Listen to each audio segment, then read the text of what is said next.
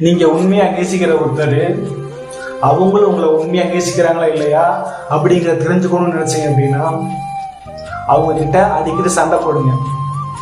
அப்படி சண்டை போடும்போது தான் அவங்களுடைய உண்மையான சுயரூபம் என்ன அப்படிங்கிறது நமக்கு தெரிய வரும். ஆனால் இங்கே சில உறவுகள் என்னதான் நம்ம சண்டை போட்டாலும் உதாசீனப்படுத்தினாலும் திட்டினாலும் மீண்டும் மீண்டும் நம்மளை தேடி வருவாங்க. அப்படி அவங்க தேடி வந்தாங்க அப்படின்னா நாம் ரொம்ப கொடுத்து வச்சவங்க. அப்படிப்பட்ட நபரை நம்ம என்றைக்குமே வாழ்க்கையில் மிஸ் பண்ணிடக்கூடாது.